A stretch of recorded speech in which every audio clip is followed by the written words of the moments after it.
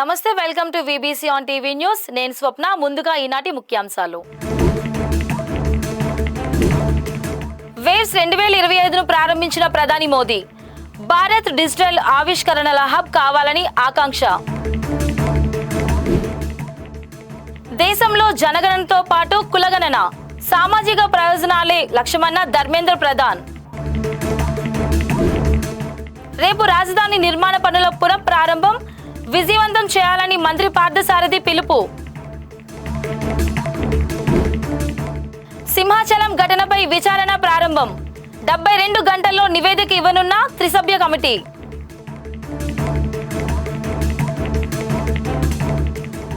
భారతదేశపు మొదటి world audio visual entertainment summit waves 2025 ముంబైలోని జియో వరల్డ్ కన్వెన్షన్ సెంటర్ ఘనంగా ప్రారంభమైంది. 4 రోజుల పాటు జరిగే ఈ సమ్మిట్ ను ప్రధానమంత్రి నరేంద్ర మోదీ ప్రారంభించారు. ఈ కార్యక్రమంలో భాగంగా ప్రధాని మోదీ క్రియేటివ్ స్పియర్ ను సందర్శించి 32 క్రియేట్ ఇన్ ఇండియా ఛాలెంజెస్ నుండి ఎంపిక చేయబడిన రూపకర్తలతో సంభాషిస్తారు.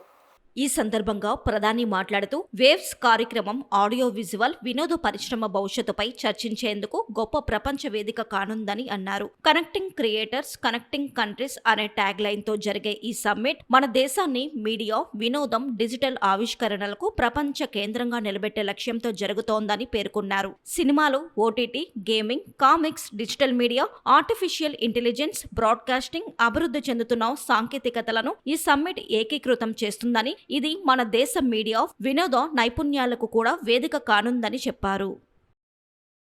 आज यहां मुंबई में 100 से अधिक देशों के आर्टिस्ट, इनोवेटर्स, इन्वेस्टर्स और पॉलिसी मेकर एक साथ एक ही छत के नीचे एकत्र आए हैं. एक तरह से आज यहां ग्लोबल टैलेंट और ग्लोबल क्रिएटिविटी के एक ग्लोबल इकोसिस्टम की नींव रखी जा रही है. World audio visual and entertainment summit यानी वेव्स, ये सिर्फ एक्रोनिम नहीं है, ये वाकई एक वेव है.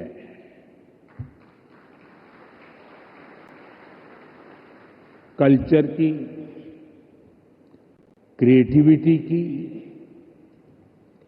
यूनिवर्सल कनेक्ट की, और इस वेव पर सवार हैं फिल्में, music, gaming, animation, story telling, creativity का अथाह संसार. वेव एक ऐसा ग्लोबल प्लेटफॉर्म है जो आप जैसे हर आर्टिस्ट, हर क्रिएटर का है, जहां हर कलाकार, हर युवा एक नए आइडिया के साथ क्रिएटिव वर्ल्ड के साथ जुड़ेगा. इस ऐतिहासिक और शानदार शुरुआत के लिए मैं देश विदेश से जुटे आप सभी महानुभावों को बहुत बहुत बधाई देता हूं. आप सबका अभिनंदन करता हूं. साथियों, आज 1 मई है. आज से 112 साल पहले 3 मई 1913 भारत में पहली फीचर फिल्म राजा हरिश्चंद्र रिलीज हुई थी. వచ్చే జనగణనలో కులగణనను చేర్చాలని నిర్ణయించినట్లు కేంద్ర మంత్రి ధర్మేంద్ర ప్రధాన్ తెలిపారు. ఈ రోజు ఆయన ఢిల్లీలోని బీజేపీ పార్టీ కార్యాలయంలో మీడియాతో మాట్లాడుతూ ప్రధానమంత్రి నరేంద్ర మోదీ అధ్యక్షతన జరిగిన రాజకీయ వ్యవహారాల కేబినెట్ కమిటీ ఈ మేరకు నిర్ణయం తీసుకుందని తెలిపారు. దేశ సామాజిక సమగ్ర ప్రయోజనాలు విలువలకు కట్టుబడి ప్రభుత్వం ఈ నిర్ణయం తీసుకుందని కేంద్ర మంత్రి పేర్కొన్నారు. రాజ్యాంగంలోని 246 ఆర్టికల్ ప్రకారం కేంద్ర జాబితాలోని 69వ అంశం 7వ షెడ్యూల్లో పేర్కొన్న విధంగా జనగణన కేంద్ర ప్రభుత్వ పరిధిలోని అంశమని, అయితే కొన్ని రాష్ట్రాలు కులగణనను నిర్వహించినప్పటికీ ఈ సర్వేల పారదర్శకత, ఉద్దేశాలు భిన్నంగా ఉండడం, కొన్ని సర్వేలు పూర్తిగా రాజకీయ కోణంలో నిర్వహించడం సమాజంలో పలు అనుమానాలకు తావిస్తుందన్నారు. ఈ పరిస్థితులన్నింటినీ పరిగణనలోకి తీసుకొని రాజకీయ ఒత్తిడి లేకుండా కులగణనను ప్రత్యేక సర్వేగా కాకుండా ప్రధానమైన జనగణనలో భాగంగా నిర్వహించాలని నిర్ణయించినట్టు తెలిపారు. దీని ద్వారా ఆర్థిక, సామాజిక వృద్ధి సాధ్యపడుతుందని, అలాగే దేశ పురోగతి ఎలాంటి అవరోధాలు లేకుండా కొనసాగుతుందని చెప్పారు. స్వతంత్రం వచ్చినప్పటి నుండి నిర్వహించిన ఏ జనగణనలోనూ కులాన్ని చేర్చలేదన్నారు. సమాజంలోని ఆర్థికంగా వెనుకబడిన వర్గాలకు 10% రిజర్వేషన్లు కల్పించినప్పుడు సమాజంలోని ఏ వర్గం నుంచి వ్యతిరేకత వ్యక్తం కాలేదని కేంద్ర మంత్రి ధర్మేంద్ర ప్రధాన్ తెలియజేశారు. लेकिन आने वाले जनगणना में पहली बार जातिगत जनगणना को एक सैद्धांतिक पॉलिसी डिसीजन लिया गया है कल की राजनीतिक विषय की कैबिनेट समिति में, जिसकी संकेत देश के गृह मंत्री लगभग आज से लगभग 1 साल पहले सूचित किया था. ये दर्शाती है भारत की वंचित वर्गों को अपने अधिकार देने के लिए, अपने हक देने के लिए प्रधानमंत्री नरेंद्र मोदी जी के नेतृत्व वाला एनडीए सरकार कमिटेड है, प्रतिबद्ध है. स्कीम्स को बनाने के लिए, आर्थिक निर्णय करने के लिए पिछले 11 सालों में जो अनुभव आया, उस अनुभव से आगे उसको और क्लैरिटी के साथ करने के लिए इस ऐतिहासिक निर्णय को किया गया है. आज जिस प्रकार से देश की सभी वर्गों से दलगत राजनीति से ऊपर उठ के लगभग सभी लोग एक आधे को छोड़ के जिस प्रकार से इस फैसला का स्वागत किया है, समाज ने उसको जिस प्रकार से स्वीकृति दिया है, मैं फिर एक बार माननीय प्रधानमंत्री जी की दूरदृष्टिता के लिए उनको आभार प्रकट करता हूं. देश की ओर से, सरकार की ओर से भी और पार्टी की ओर से मैं उनको धन्यवाद देता हूं. అమరావతి రాజధాని నిర్మాణ పనుల పునఃప్రారంభ కార్యక్రమం ఘనంగా నిర్వహించనున్నట్లు మంత్రి కొలుసు పార్థసారథి తెలిపారు. ప్రధానమంత్రి నరేంద్ర మోదీ చేతుల మీదుగా పునఃప్రారంభ కార్యక్రమం ఈ నెల 2వ తేదీ మధ్యాహ్నం 3 గంటలకు జరగనుందని మీడియా సమావేశంలో మంత్రి తెలియజేశారు. గత ప్రభుత్వ హయాంలో అమరావతి రాజధాని పూర్తిగా నిర్లక్ష్యానికి గురైందని మంత్రి పార్థసారథి అన్నారు. ప్రజల కోసం ప్రజల రాజధానిగా నిర్మించాలని టీడీపీ ప్రభుత్వం అమరావతిలో నిర్మాణ పనులు ప్రారంభించిందని, అయితే జగన్ ప్రభుత్వ తీరుతో ఎక్కడ పనులు అక్కడే నిలిచిపోయాయన్నారు. ప్రధాని మోదీ ఈ కార్యక్రమానికి రావడానికి అంగీకరించారని, ప్రధాని పర్యటన ప్రారంభోత్సవానికి మాత్రమే సంబంధించినది కాదని చెప్పారు. కేంద్ర ప్రభుత్వం రాజధాని నిర్మాణం, Polavaram project, Visakha railway zone మొదలైన అనేక అంశాల్లో రాష్ట్రానికి అండగా నిలుస్తూ ఆర్థిక సహాయాన్ని అందిస్తుందన్నారు. ఈ కార్యక్రమానికి పెద్ద సంఖ్యలో ప్రజలను సమీకరించాలని యోచిస్తున్నామని, వచ్చే వారందరికీ మంచినీరు, మజ్జిగ, ఓఆర్ఎస్ ప్యాకెట్లు, ఆహారం మొదలైన అన్ని ఏర్పాట్లు చేస్తున్నామని తెలిపారు. రేపు జరిగే కార్యక్రమంలో ప్రజలు పెద్ద సంఖ్యలో పాల్గొని జయప్రదం చేయాలని మంత్రి విజ్ఞప్తి చేశారు. మరి ఈరోజు మళ్ళీ ఆ రాజధానిని పునర్నిర్మించే కార్యక్రమంలో భాగంగా ప్రధానమంత్రి గారు మరి అమరావతి రాబోతా ఉన్నారు. మే 2వ తారీఖున సాయంత్రం 3 గంటల సమయంలో మరి అందరూ కూడా లక్షలాది మంది ప్రజలు ఈ కార్యక్రమానికి హాజరై ఈ కార్యక్రమాన్ని విజయవంతం చేయాలని, దాదాపు మరి వారికి వచ్చేవారికి అందరికీ కూడా కావాల్సిన వసతులు ఏదైతే, ఎందుకంటే వేసవి కాలాన్ని దృష్టిలో పెట్టుకుని వారికి భోజన వసతులు కానివ్వండి, అదేవిధంగా త్రాగునీరు, అదేవిధంగా మజ్జిగ ప్యాకెట్లు, ఓఆర్ఎస్ ప్యాకెట్లు, ఫ్రూట్స్, లంచ్, బ్రేక్ఫాస్ట్ అన్నీ కూడా ఎటువంటి అసౌకర్యం లేకుండా వారికి అందరికీ కూడా, వచ్చే ప్రజలందరికీ కూడా అరేంజ్ చేసే చర్యలు తీసుకున్నామని చెప్పేసి మనం చేస్తాను. మరి ఈ కార్యక్రమం పెద్ద విజయవంతం అవుతుందని కూడా పెద్ద నమ్మకంతో ఉన్నామని చెప్పేసి మనవి చేస్తూ పెద్ద ఎత్తున తరలి రావాలని చెప్పేసి అందరం కూడా కోరుకుంటా ఉన్నాం. విశాఖ జిల్లా సింహాచలం వరాహ లక్ష్మీ నరసింహస్వామి చందనోత్సవంలో జరిగిన ప్రమాద ఘటనపై ప్రభుత్వం ఏర్పాటు చేసిన విచారణ కమిటీ ఈ రోజు సింహాచలం చేరుకుని విచారణ మొదలుపెట్టింది. త్రిసభ్య కమిటీ సభ్యులు ప్రమాదం జరిగిన స్థలానికి చేరుకుని వివరాలు సేకరిస్తున్నారు. పురపాలక శాఖ ముఖ్య కార్యదర్శి ఎస్ సురేష్ కుమార్ అధ్యక్షతన ఏర్పాటు చేసిన ఈ కమిటీలో సీనియర్ ఐపీఎస్ అధికారి రవికృష్ణ, జలవనరుల శాఖ ఇంజనీర్ ఇన్ చీఫ్ వెంకటేశ్వరరావు ఉన్నారు. వీరు ప్రమాద ఘటనపై సమగ్ర విచారణ జరిపి 72 గంటల లోపుగా ప్రభుత్వానికి నివేదిక అందజేయనున్నారు. వారితో పాటుగా విశాఖ జిల్లా కలెక్టర్ హరేంద్ర ప్రసాద్, నగర పోలీస్ కమిషనర్ సంఘబ్రత బాగ్జీ, ఆలయ అధికారులు ఉన్నారు. యానంలోని Jawaharlal Nehru institute of post graduate medical education and research JIPMER కేంద్రం ప్రజలకు సూపర్ స్పెషాలిటీ సేవల్ని అందించేందుకు ప్రభుత్వ సహాయాన్ని కోరింది. యానం మాజీ MLA Malladi Krishnarao, Puducherry JIPMER director doctor VS Negi ఈ మేరకు మంత్రి సత్యకుమార్ యాదవ్ ను సచివాలయంలో కలిశారు.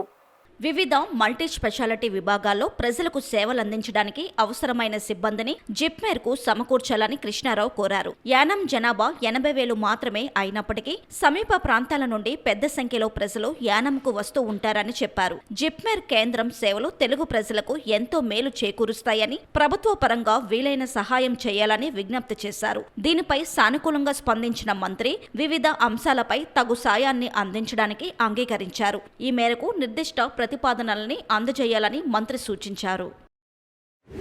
సింహాచలం దుర్ఘటనకు ముమ్మాటికి ప్రభుత్వానిదే బాధ్యత అని మాజీ సీఎం వైఎస్ జగన్ అన్నారు. దుర్ఘటనలో మృతి చెందిన వారి కుటుంబాన్ని మధురవాడలో ఆయన పరామర్శించారు. ఈ సందర్భంగా జగన్ మాట్లాడుతూ ప్రభుత్వ నిర్లక్ష్యానికి 7 భక్తులు బలయ్యారని ఆరోపించారు. ఎలాంటి కాలమ్స్ లేకుండా 70 అడుగుల పొడవు 10 అడుగుల ఎత్తుతో అంత పెద్ద గోడ నిర్మాణం ఎలా చేపట్టారని ప్రశ్నించారు. అంత పెద్ద నిర్మాణాన్ని 4 రోజుల్లో పూర్తి చేశారని, గోడను రెయిన్ఫోర్స్డ్ కాంక్రీట్ తో నిర్మించవలసి ఉందని, ఫ్లైఆష్ ఇటుకలతో నిర్మించారని చెప్పారు. చందనోత్సవం ఎప్పుడో ముందుగానే తెలిసినప్పుడు గోడ నిర్మాణం ముందుగానే ఎందుకు చేపట్టలేదని, పచ్చిగా ఉన్న గోడ వద్ద క్యూ లైన్ ఎందుకు ఏర్పాటు చేశారని ప్రశ్నలు సంధించారు. మృతుల కుటుంబాలకు ప్రభుత్వం ప్రకటించిన పరిహారం సరిపోదని, ₹1 కోట్ల చొప్పున ఇవ్వాలని డిమాండ్ చేశారు. ఒకవేళ ప్రభుత్వం ఇవ్వకపోతే తాము అధికారంలోకి వచ్చాక ఇస్తామని చెప్పారు. చంద్రబాబు అధికారంలోకి వచ్చాక 11 నెలలుగా అనేక దుర్ఘటనలు వరుసగా జరుగుతున్నాయని అన్నారు. తిరుపతిలో వైకుంఠ ఏకాదశి టోకెన్ల జారీ కేంద్రం వద్ద జరిగిన తొక్కేసలాటలో 6 దుర్మరణం పాలయ్యారని, గతంలో ఏనాడు అలాంటి ఘటనలు చోటు చేసుకోలేదని, అక్కడ కూడా ప్రభుత్వ నిర్లక్ష్యమే ప్రధాన కారణమని జగన్ వివరించారు. సింహాచలం అప్పన్న స్వామి చందనోత్సవానికి వచ్చిన భక్తుల పరిస్థితి చెప్పడానికి ఈరోజు ఇక్కడ చూస్తా ఉన్న ఘటనే నిదర్శనం. లక్షల మంది భక్తులు వస్తారు. ఈ రోజు అప్పన్న స్వామి నిజ రూపంలో దర్శించుకోవచ్చు అప్పన్న స్వామిని అని లక్షల మంది భక్తులు ఈ రోజు వస్తారు అని తెలిసినా కూడా దారుణమైన అరేంజ్మెంట్స్. 6 రోజుల కిందట గోడ కట్టడం మొదలు పెట్టారు. 2 రోజుల కిందట గోడ పూర్తి చేస్తారు. 20 మీటర్ల పొడుగు గోడ, అంటే దాదాపుగా 70 అడుగులు గోడ పొడుగు, 10 అడుగులు ఎత్తు కట్టిన ఈ గోడలో 4 రోజుల్లో ఈ గోడ కట్టారు. ఈ గోడ కట్టే దాంట్లో ఎక్కడా కూడా కాలమ్స్ ఎక్కడా కనిపించవు. రీఇన్ఫోర్స్డ్ కాంక్రీట్ గోడ కట్టాల్సిన చోట కనీసం ఎటువంటి టెండర్లు కూడా పిలవకుండా మంత్రులు పర్యవేక్షిస్తున్నారు అని అంటారు. 5 మంది కమిటీ సభ్యులు అంటారు, వస్తారు, పర్యవేక్షించినారు, చూసినారు, గోడ కట్టడానికి పర్మిషన్ ఇచ్చినారు. 6 రోజుల్లో గోడ కట్టారు. టెండర్లు కూడా పిలవకోకుండా కట్టేసేయండి అని చెప్పి కట్టేశారు.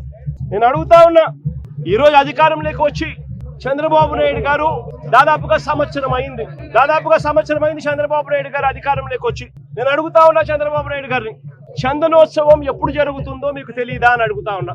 మరి చందనోత్సవం పలానా రోజు జరుగుతుంది అని చెప్పి తెలిసినప్పుడు ఈ గోడ కట్టించే కార్యక్రమం ముందే ఎందుకు మొదలు పెట్టలేదు అని అడుగుతా ఉన్నా. దీని అర్థం ప్రభుత్వం ఎటువంటి ముందస్తు ఏర్పాట్లు సీరియస్ గా తీసుకోలేదు అని చెప్పి నిదర్శనం కాదా అని అడుగుతా ఉన్నా. చివరికి ఈ వర్క్ కనీసం టెండర్లు కూడా పిలవకోకుండా ఇష్టం వచ్చిన వాళ్ళకు వర్క్ ఇచ్చేసి ఇష్టం వచ్చిన తీరు ఇష్టం వచ్చిన పద్ధతిలో కట్టించే కార్యక్రమం చేయడం ధర్మమేనా అని అడుగుతా ఉన్నా. కనీసం కట్టే ఈ గోడను రీఇన్ఫోర్స్డ్ కాంక్రీట్ తో అయినా కట్టాలి, రీఇన్ఫోర్స్డ్ కాంక్రీట్ తో కట్టి దానికి విప్ హోల్స్ కూడా పెడితేనే కాస్తో కూస్తో ఏ గోడైనా నిలబడుతుంది అన్న జ్ఞానం కూడా లేకుండా ఎలా కట్టారు అని అడుగుతా ఉన్నా. మరి గోడ అంత దారుణంగా మీరే కట్టారు, కొత్త గోడ అని తెలుసు. ఈరోజు సింహాచలంలో చందనోత్సవం నాడు ఇంత దారుణంగా తెలిసి నిర్లక్ష్యం అనే ఒకే ఒక్క పదానికి అర్థం చెబుతూ 7 మందిని బలికొనడం కూడా ఈరోజు చూసాం. ప్రజల జీవితాలతో చెలగాటం ఆడడం అనేది ఎక్కడైనా కూడా మానడం అనేది జరుగుతుంది. ఎక్కడా కూడా ఆయన తీసుకునే చర్యలు ఏవి కూడా కంటి తుడుపు చర్యలే కాబట్టి దానికి పశ్చాత్తాపం ఉండాలి. ఆ పశ్చాత్తాపానికి ఆ కుటుంబానికి మనం ఏమిస్తున్నాము అని చెప్పి మానవతా దృక్పథంతో ఆలోచన చేయాలి. ఇలాంటి ఘటన ఇంతకు ముందు విశాఖపట్నంలో జరిగితే, ఇలాంటి ఇంచుమించు ఘటనే జరిగితే గ్యాస్ ఎల్జీ పాలిమర్స్ లో ఇలాంటి ఘటనే జరిగితే అప్పట్లో జగన్ అనే వ్యక్తి ముఖ్యమంత్రిగా ఉన్నప్పుడు ఎంత ఇచ్చాడో తెలుసా?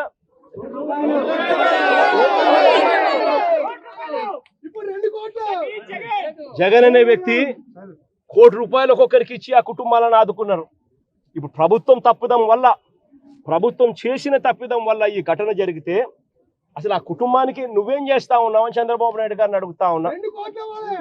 ఒకటే చెప్తా ఉన్నా, వీళ్ళు ఇచ్చినా ఈకపోయినా కానీ చనిపోయిన ఈ కుటుంబాలకు గుర్తు పెట్టుకొని మళ్ళీ మేము అధికారంలోకి వచ్చిన తర్వాత ఈ కుటుంబాలకు ఆ ₹1 కోటి బ్యాలెన్స్ వీళ్ళు ఇచ్చినారు. మిగిలిన బ్యాలెన్స్ డబ్బు మనం ప్రభుత్వం వచ్చిన తర్వాత నేను స్వయంగా ఇప్పిస్తానని చెప్పి కూడా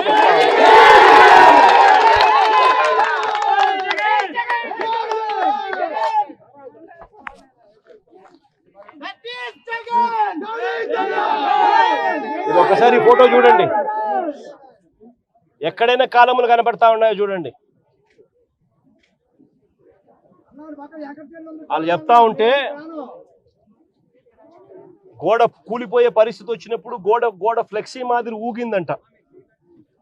అంటే 70 అడుగులు గోడ, ఒక ఫ్లెక్సీ మాదిరి 10 అడుగులు గోడ, 70 అడుగులు పొడవు ఫ్లెక్సీ మాదిరి ఊగిందంట. అంటే ఏమి కన్స్ట్రక్షన్స్, ఏ రకంగా పని చేయిస్తా ఉన్నారు, ఏ రకంగా బుర్ర లేకుండా పనులకు పూనుకుంటున్నారు. ఆలోచన చేయమని చెప్పి అందరినీ కూడా కోరుతా ఉన్నా. చంద్రబాబు నాయుడు గారిని కూడా మానవతా దృక్పథంతో ఆలోచన చేసి జగన్ ఇచ్చే లోపలనే ఆ ₹1 కోటి ఇచ్చి ఆ కుటుంబాలను ఆదుకోమని చెప్తా ఉన్నా.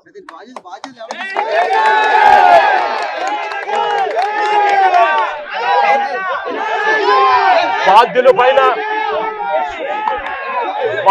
పైన ఈ మంత్రుల పైన బాధ్యత తీసుకున్న ఈ మంత్రుల పైన ఆలయాన్ని నడిపే బాధ్యతలో ఉన్న వ్యక్తుల మీద కఠినమైన చర్యలు తీసుకుంటేనే ఇటువంటివన్నీ పునరావృతం కాకుండా ఆగుతాయి అనేది కూడా ఈ సందర్భంగా చంద్రబాబు నాయుడు గారికి కూడా మళ్ళీ తెలియజేస్తా ఉన్నాం. విశాఖ స్టీల్ ప్లాంట్ లో జరిగిన స్వల్ప ప్రమాదంలో 6 కార్మికులు అస్వస్థతకు గురయ్యారు. స్టీల్ ప్లాంట్ 1వ బ్లాస్ట్ ఫర్నేస్ లో హౌస్ పైప్ ను మార్చే క్రమంలో విషవాయువు లీక్ అయింది. దీంతో అక్కడ పనిచేస్తున్న 6 కార్మికులు అస్వస్థతకు గురయ్యారు. సీనియర్ మేనేజర్లు సుస్మిత్ యాదవ్, కూలింగ్ విభాగంలో పనిచేసే ఏ వెంకటేశ్వరరావు, రామరాజులతో పాటు కాంట్రాక్ట్ వర్కర్లు అప్పలరాజు, దేముడు అస్వస్థతకు గురయ్యారు. ప్రస్తుతం వీరి ఆరోగ్య పరిస్థితి బాగున్నట్లు స్టీల్ ప్లాంట్ వర్గాలు వెల్లడించాయి. వీరిలో ఏ వెంకటేశ్వరరావును 7 హిల్స్ ఆసుపత్రికి తరలించి చికిత్స అందిస్తున్నట్లు పేర్కొన్నాయి. పాకిస్తాన్ భారత్ మధ్య యుద్ధం ఖచ్చితంగా జరుగుతుందని, ఆ మూమెంట్ కనిపిస్తుందని తెలంగాణ బీజేపీ ఎమ్మెల్యే ఠాగూర్ రాజాసింగ్ తెలిపారు. శ్రీవారి దర్శనార్థం తిరుమల వచ్చిన రాజాసింగ్ తిరుగు ప్రయాణంలో తిరుపతిలో మాట్లాడారు. ఉగ్రదాడిపై తెలంగాణ సీఎం 2 విధాలుగా మాట్లాడుతున్నారని రాజాసింగ్ మండిపడ్డారు. తన కార్యాలయంలోకి వచ్చేవారు పాకిస్తాన్ జెండాను తొక్కి లోపలికి రావాలని ఏర్పాటు చేసిన జెండాను పోలీసులు తొలగించడం ఏమిటని ప్రశ్నించారు. పాకిస్తాన్ జెండా పెడితే అది ఓ మతానికి చెందిన జెండా అని పోలీసులు తొలగించడం చూస్తుంటే వారికి మతానికి చెందిన జెండాకు పాకిస్తాన్ జెండాకు తేడా తెలియదని అనిపిస్తుందన్నారు. ఉగ్రదాడిపై తెలంగాణ సీఎం ఓవైసీతో కలిసి హైదరాబాద్ లో క్యాండిల్ ర్యాలీ చేస్తూనే మరోవైపు పాకిస్తాన్ జెండా కనిపిస్తే అరెస్టు చేయాలని ఆదేశాలిచ్చారన్నారు. జమ్మూ కాశ్మీర్ లో ఉగ్రదాడి తర్వాత పాకిస్తాన్ లో టెర్రరిస్ట్ ఫ్యాక్టరీ తయారైందని, ఇది చూస్తుంటే మరికొద్ది రోజుల్లో భారత్ పాక్ పై యుద్ధం ప్రకటించడం ఖాయమని తెలుస్తుందన్నారు. నేను తిరుమల దేవస్థానంకి వచ్చినాను దర్శనం గురించి. నా ఆఫీస్ గడప కాడ పాకిస్తాన్ ఫ్లెక్స్ మా కార్యకర్తలు పెట్టినారు.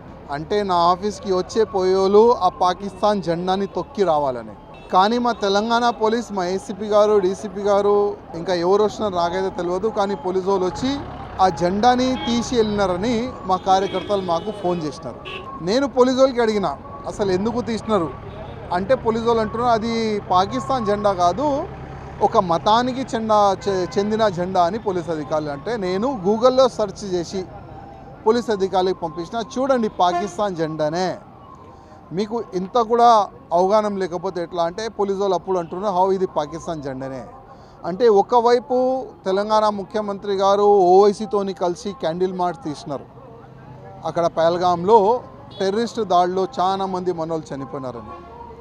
ఇంకోవైపు పోలీసు వాళ్ళకి ఆదేశం ఇస్తున్నారు, ఎవరైనా పాకిస్తాన్ జెండా రోడ్ పైన కానీ మాల్ గడప కాడ కానీ ఏదైనా రాజకీయ నేతలు గడప కానీ పెడితే వాళ్ళపైన యాక్షన్ తీసుకోవాలని. మా ముఖ్యమంత్రి గారు రెండు వైపు పనిచేస్తున్నారు.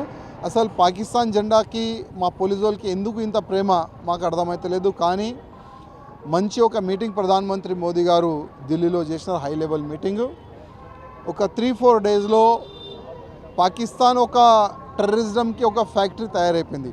100% పాకిస్తాన్ పైన వార్ అయితే జరుగుతుంది. మూమెంట్ అయితే అట్లనే కనబడుతుంది.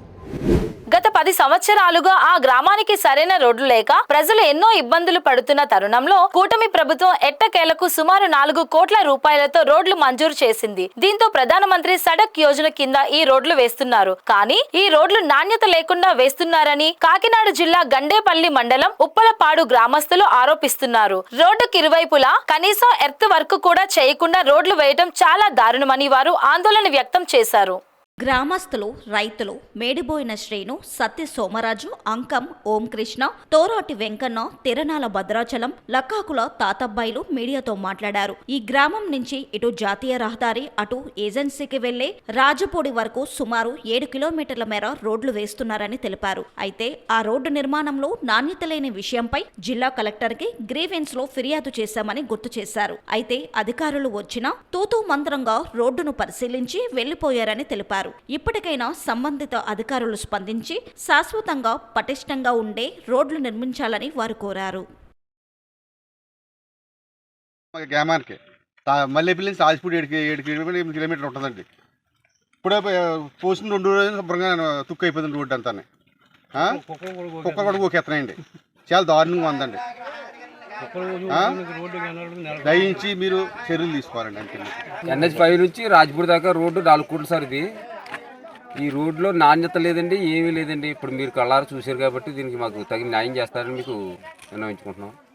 ఉప్పలపాటు సీతారాంపురం నుంచి రాజ్పూడి వెళ్తుందండి రోడ్డు. ఇది 4 కోట్ల రూపాయలు ప్రధానమంత్రి గారు ఇచ్చడం జరిగింది. ఈ రోడ్డు పోసిన కంచి కూడా మేము చెప్తానే ఉన్నాం. గతంలో కూడా రోడ్డు వేసిన కొద్ది ఇదే కాంట్రాక్టర్, ఆయన పోసిన 4-5 సంవత్సరాలు రోడ్డు పోయింది. రోడ్డు మెయింటెనెన్స్ కట్ట ఇప్పుడు ఏం చేయలేదు. ఆయన చెప్తే ఏముండదండి, సెప్టెంబర్ మీకు రోడ్డు బాగా పోస్తానని చెప్పారు. కానీ ఏమాత్రం కూడా రోడ్లో నాణ్యత మీరే చూశారు. ఇలాగైతే మాకు కనీసం నెలలు కూడా ఈ రోడ్డు ఉండదు.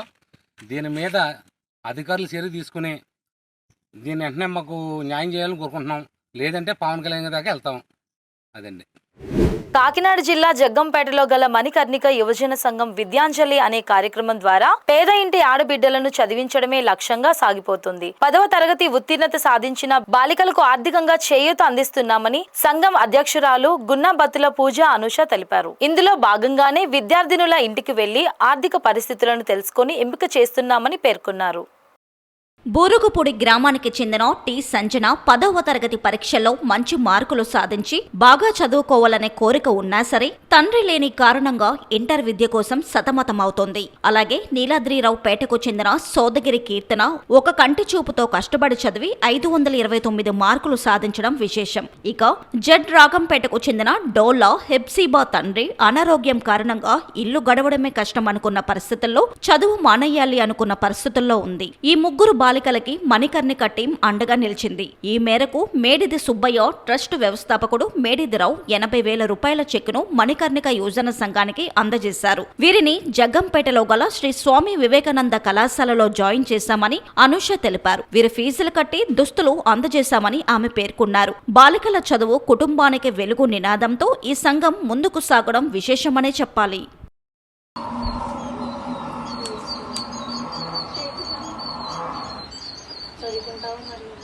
నాకు బైపీసీ ఇంటర్వ్యూ ఏ గ్రూప్ తీసుకుందాం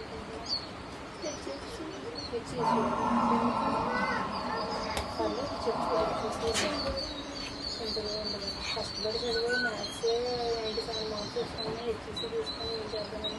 హెచ్ఈసీ కూడా మంచి గ్రూపే. ఏమేముంటాయి హెచ్ఈసీలో? నాకు బైపీసీ తీసుకుంటామని చెప్పేసి హెచ్ఈసీ అంటే నీకు మార్కులు సరిగా రావు, నువ్వు ఎలా రాసి భయపడి నేను కష్టపడుతున్నందుకు అంటే దృష్టి పెట్టాలి కదా, మళ్ళీ నీకు ప్రాబ్లం ఉంది కదా నేను అలాగ అన్నాను. అలా బాగా చదివి అంత పర్సెంటేజ్ తెచ్చుకుని ఇప్పుడు హెచ్ఈసీ అంటే కష్టపడి చదివి మ్యాథ్స్ అవన్నీ చేసింది మార్క్స్ కూడా బాగా ఫ్యూచర్లో ఏమవుదా కూడా టీచర్ అవ్వడం గవర్నమెంట్ జాబ్ చేద్దామనుకున్నాను.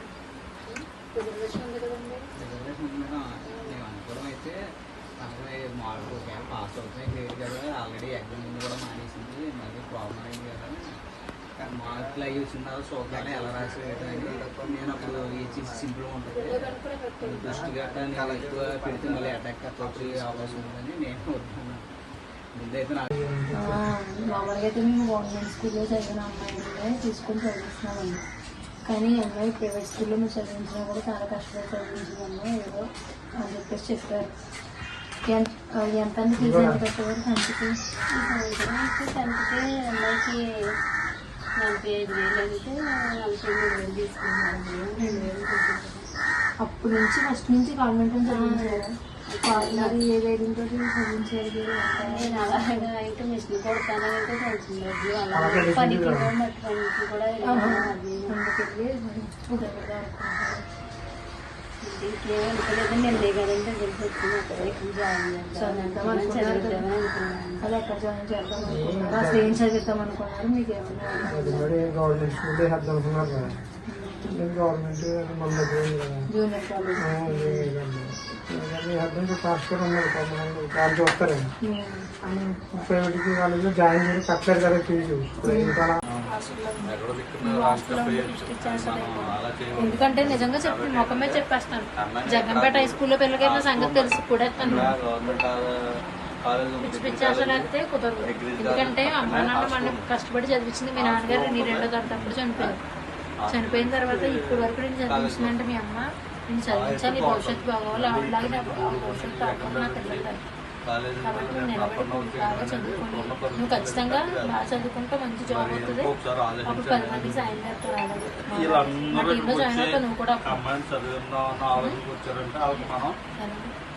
మీరు ఏం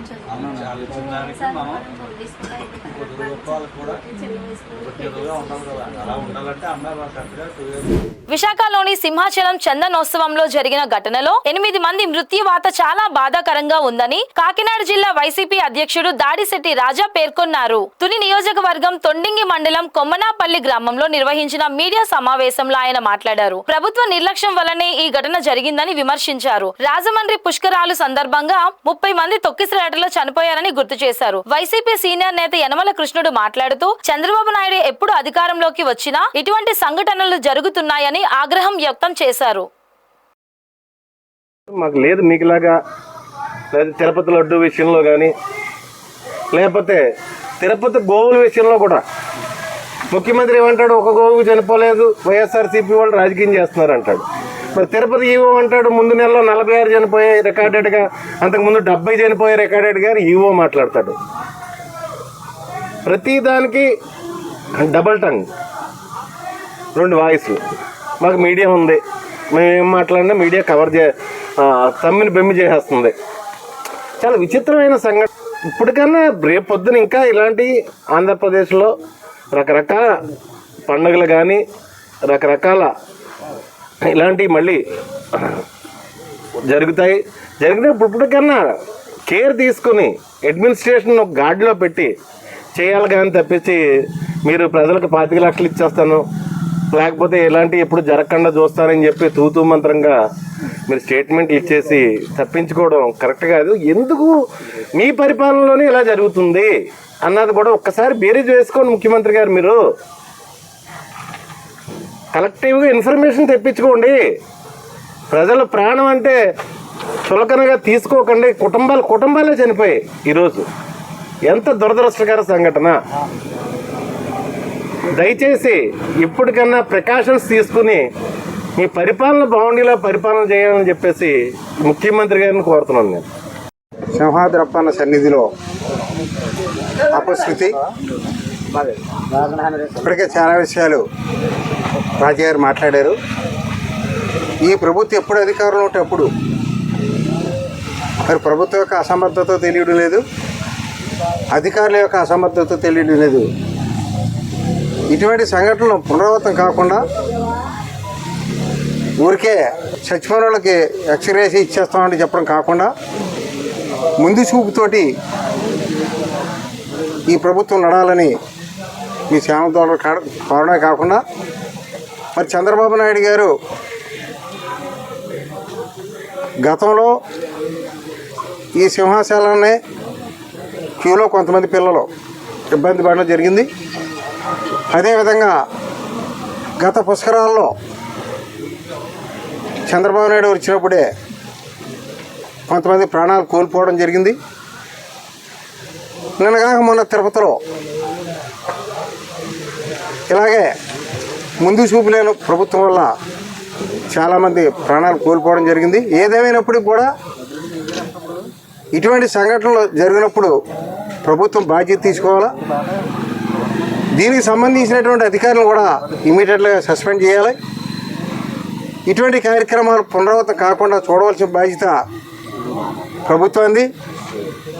ఏదో వర్షానికి పడిపోయింది, ఏదో కారణాలు చెప్పి తప్పించుకోవడం కాకుండా తప్పనిసరిగా దీని మీద ఈ ప్రభుత్వం చర్య తీసుకుంటే ప్రజలు సంతోషిస్తారు. తప్ప ఇటువంటి కొనసాగుతుంటే ప్రజలే తిరగబడే రోజులు వస్తాయని కూడా మీ ఛానల్ ద్వారా తెలియజేస్తాం. ఈ వార్తలు ఇంతటితో సమాప్తం. మరిన్ని విశేషాలతో మళ్ళీ కలుద్దాం.